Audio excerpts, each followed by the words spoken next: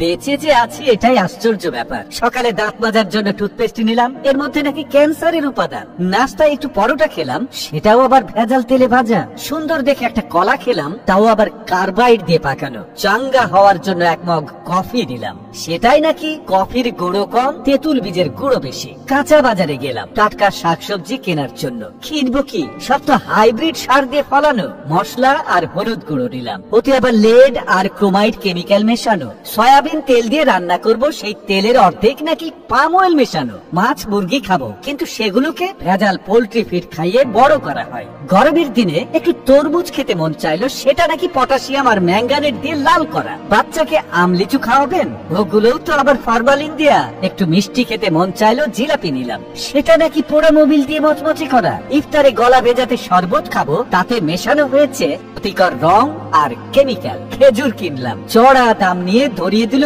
3 নম্বর খেজুর। ইফতারে মজা করে মুড়ি মাখানো খাবো, সেই মুড়ি ইউরিয়া দিয়ে ফোলানো। সরিষার তেল দিয়ে মাখিয়ে খাবো ভেবেছিলাম, সেই তেলেও তো ভেজাল। সুন্দর দেখে বড় বড় পেঁয়াজও কিনেছিলাম, খেয়ে মনে হলো বড়া খাচ্ছি। আলুর চপে আলুর নাম গন্ধই নেই, বেগুনিতে বেগুন খুঁজে পেলাম না। সবজি চপ মুখে দিয়ে মনে হলো খড়কুটো চিবোচ্ছি। প্রোটিনের জন্য গরম দুধ খাওয়া দরকার, কিন্তু গাভীর পিটুইটারি গ্রন্থিতে ইনজেকশন দিয়ে নাকি অতিরিক্ত দুধ দোয়ানো হয়, তারপর আবার মেশানো হয় 1 বালতি পানি। এত ভেজাল খাওয়ার পর 2টো ওষুধ না খেলে তো শরীর টিকবে না। কিন্তু ওষুধ যে খাবো, বেশিরভাগ ওষুধ খেলেই হয় সাইড ইফেক্ট, বাকিগুলো আবার শরীরে কাজই করে না। ওষুধ খাচ্ছি নাকি স্বাদবিহীন কাশির ট্যাবলেট খাচ্ছি, সেটাও একটা সন্দেহ। ভেজাল খেয়ে পেট ভরিয়ে বসে বসে ভাবছি এই পর্যন্ত বেঁচে আছি কিভাবে। চিনি আর লবণ দেখতে কিন্তু ঝরঝরে সুন্দর, অথচ সুন্দর দেখাতে গিয়ে এই দুটো আর খাদ্যই নেই, হয়ে গেছে ক্ষতিকর রাসায়নিক পদার্থ। 3 বেলা নিয়ম করে খাচ্ছি কেবল বিষ।